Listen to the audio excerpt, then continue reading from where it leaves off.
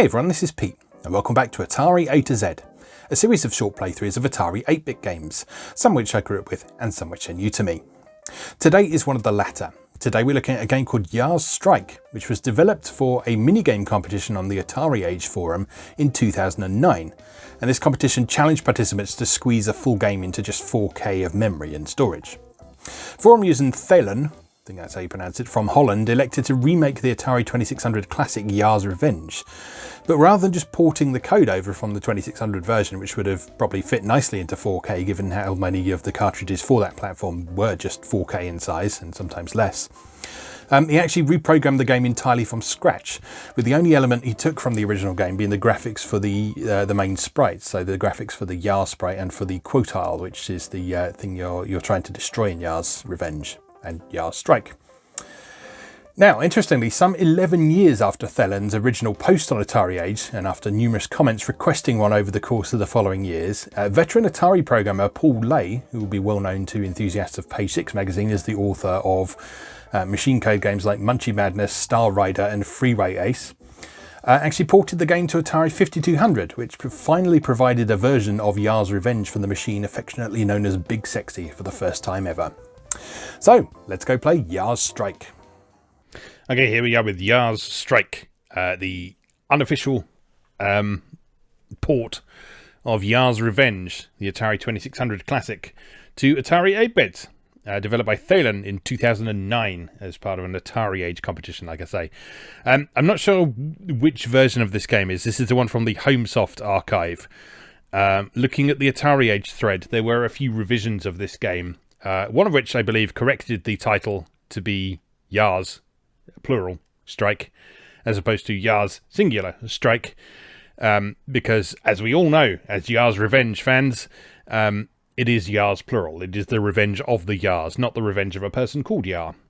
Although, if I remember correctly from the comic book that came with Yars Revenge, the individual Yar is also called Yar, just to confuse matters. And then there's that weird Panzer Dragoon style remake that they did for Xbox 360 at one point. Yeah, that's a story for another day. Anyway, Inspiration Soft's Yars Strike. Please help Yar on his journey back home. Press trigger. And as you can see, it's a pretty loving recreation of Yars Revenge. It's not an exact copy. Because things like the shape of the shield, for example, whoops, the shape of the shield is quite different. So in the original Yars Revenge, there's a sort of curved shield.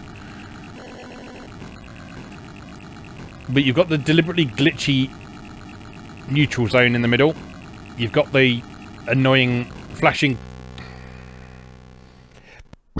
Excuse me. It's probably a good point to mention that I am bad at Yars Revenge. Yeah, you've got the annoying flashing cursor thing following you around the screen. And you've got the... This is what I get for talking when I'm attempting to play Yars Revenge. Or Yars Strike.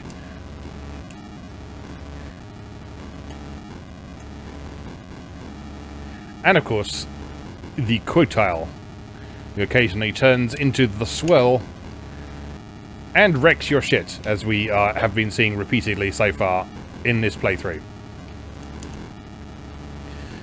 On the off chance that you've never played Yars Revenge before, your aim is quite simple. As the Yar, which is the purple bug-like thing, you have to smash your way through the shield at the side of the screen and destroy the quotile. Oh dear. However, the quotile does not wish to be destroyed, so you have to destroy him using your Zorlon cannon. So you can't destroy him just using your normal shots. You have to blast through the shields and then use the Zorlon cannon, which is a process I will demonstrate if I can survive for more than 5 seconds.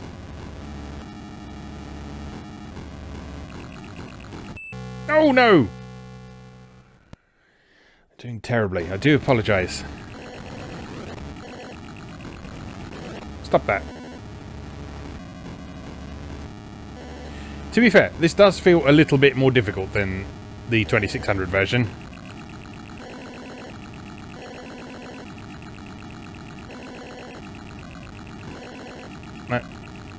swirl seems to be sort of appearing a lot more frequently than it does in the original. But anyway, what you do is, when the swirl is not waiting to kill you, you can either munch on a chunk of shield by walking into it like that, or you can touch the quotile itself when it's not in its swirl form, and you'll see this block appears on the left hand side of the screen. That is your Zorlon cannon, which you can unleash by pressing the fire button when you're not dead.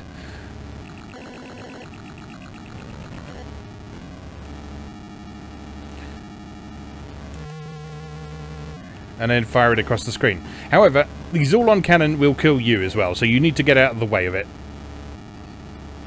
And you also need to time it perfectly in order to hit the quotile. There we go. On to level 2.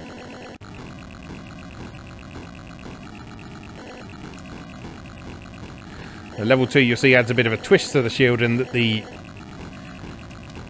it's sort of rotating, so as you shoot holes in it, your holes will actually move through the shield. This is a very authentic, that's very authentic to the 2600 original. So like I say, although this isn't, oh my god, although this isn't an exact copy,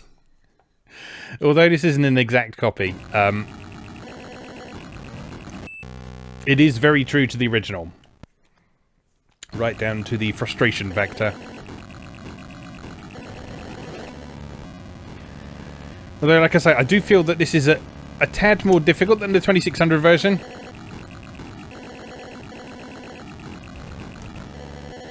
So I know that certainly the 2600 version, I can clear the first couple of levels fairly convincingly easily without having to struggle too much.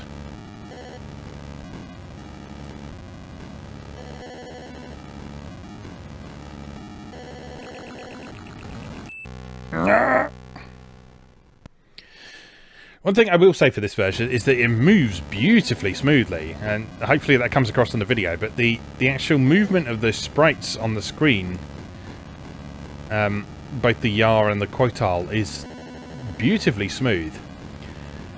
Part of the reason for that is the fact that the Atari is able to run at a higher resolution, and thus make use of more pixels in order to represent movement. And also that it's just a more powerful machine as well, obviously.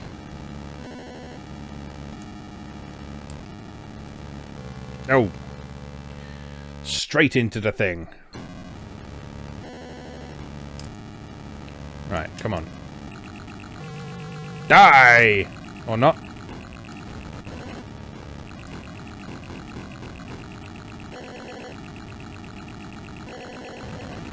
Please leave me alone. I just want to kill you. I'm going to sneeze as well. Excuse me. I am terribly sorry. Right. Again.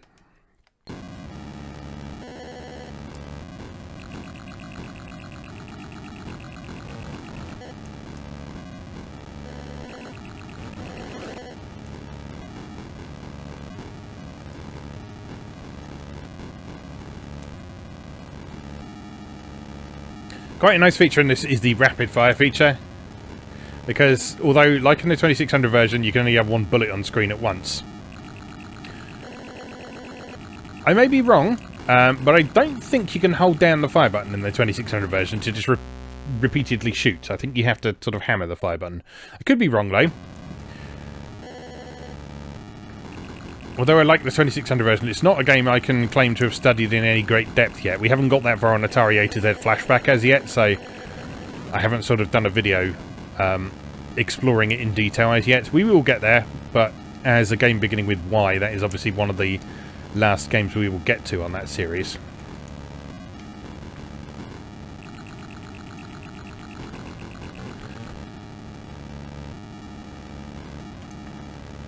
Either way, the ability to rapid fire is certainly appreciated here. Oh, just missed.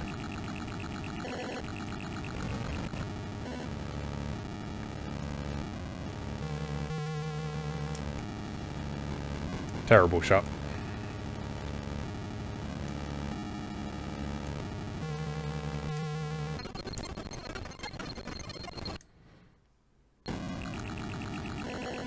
Now, I tell you what the issue is with the swirl.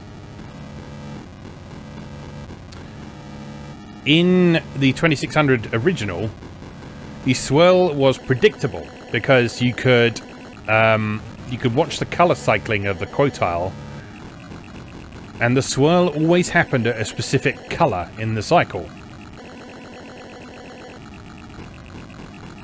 Whereas in this, it seems to be happening a lot more randomly.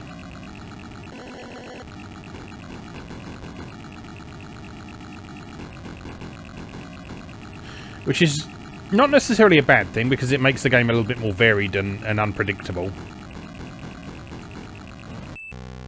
However, it does make it a lot more difficult, because it's much less predictable.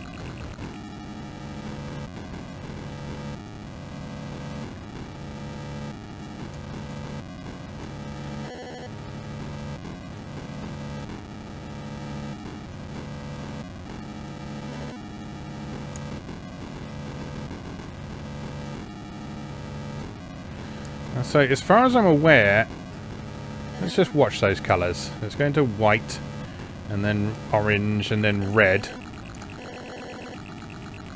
I was going to say that's when it fires on the 2600 version.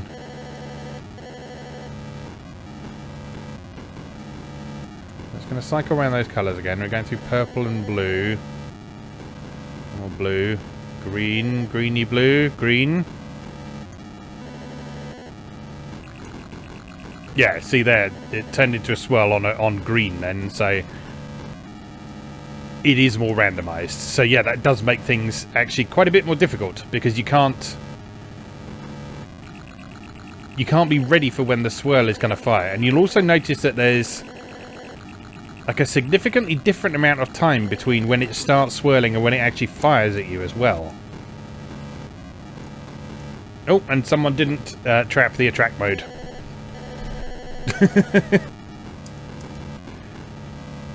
Given the whole thing fits into 4K though, we can probably forgive that.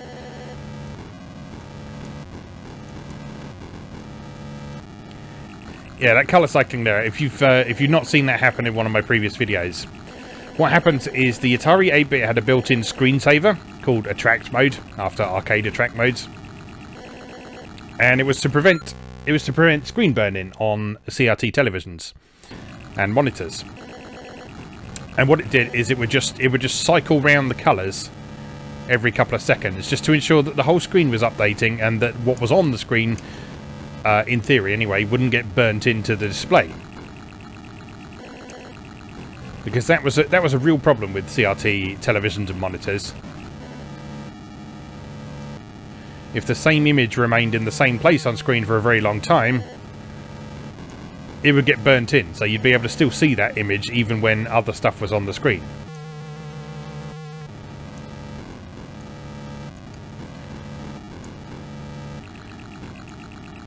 You used to be able to see that on old cash point machines, because they'd spend all day, every day, saying, please insert card. And so that meant that bit of... oh no, that bit of text would get burnt into the screen. And the attract mode on the Atari cycled around those colours to prevent that from happening. But obviously that wasn't a desirable thing to happen while you were using an application or playing a game or something like that. And the way it's implemented in the Atari is there's a little timer that is constantly running. And when that timer reaches a certain value, the attract mode triggers. Now, normally, if you're using the keyboard, anytime you press a key, it resets that timer. So if you're typing things, so if you're like using a word processor or a spreadsheet or something like that, then attract mode will not trigger unless you're not using the system for a long time. But if you keep typing and using the keyboard, then the attract mode won't trigger. However, joystick inputs do not reset that timer. So if you're playing a game that exclusively uses joystick like this one, and you don't find some other way of preventing attract mode from happening, it will just go off every few minutes. Now, that little timer I mentioned is controlled by a particular location in the Atari's memory. And so what a lot of game developers did, in fact what most game developers did, was as part of their program's main loop, so the part of the program that does things like reads the joystick and allows the player to move around and that sort of thing, as part of that main loop, they would simply poke that location in memory to reset that timer. So sort of every time the screen updated, or every time it read the joystick, or every time it read the keyboard or whatever... Oh, I can't believe that missed. It would reset that timer, and as such, the track mode would never happen. Now, it looks like Thalen here forgot to do that. It's an easy mistake to make. It's an easy thing to forget to do. And ultimately, it's not super important in the grand scheme of things, because if the colours do start cycling, you can just tap a key and everything is fine after that.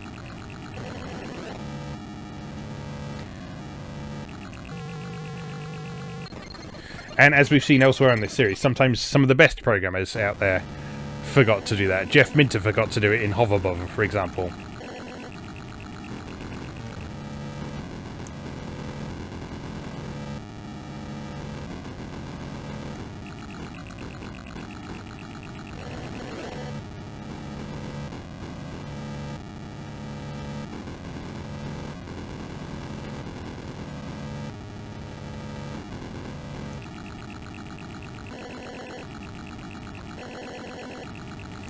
Yeah, so considering this game was programmed from scratch in an attempt to recreate the Yars Revenge experience, it's done a pretty good job. I mean, it's not perfect, as we say. There's certain aspects of this game that are a little bit different from the original, such as the timing of when the swirl happens. I also wonder if that if the neutral zone in the middle was created in the same way as on the 2600 version. As on the 2600 version, both the neutral zone and the effect when you clear a level, which is a sort of much more glitched out looking kind of explosion than we have in this one, that was literally just displaying the code of the game and sort of visualizing it.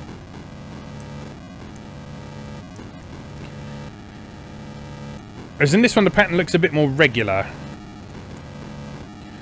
So I suspect that was created in a different way to the 2600 original as well. Again, doesn't matter too much because it has the same effect and the same function on screen.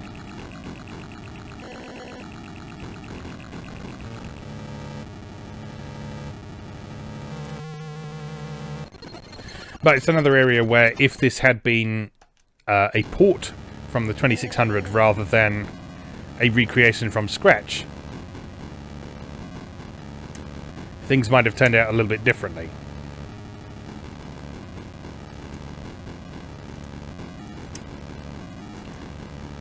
Regardless, as I say, this is a very solid effort and a decent way to enjoy a classic game on a platform it wasn't designed for. And subsequently the Atari 5200 as well, with all thanks to Paul Lay. Anyway, I think we'll leave that there for now, because I'm not going to get much further than that, I don't think, judging by that. That is a tricky old game, but good fun, good fun. As Yars Strike for Atari 8-bit, which you can find over on Atari Age, also, as with most things, as part of the HomeSoft collection of Atari 8-bit games. As always, thank you very much for watching, and I'll see you again next time.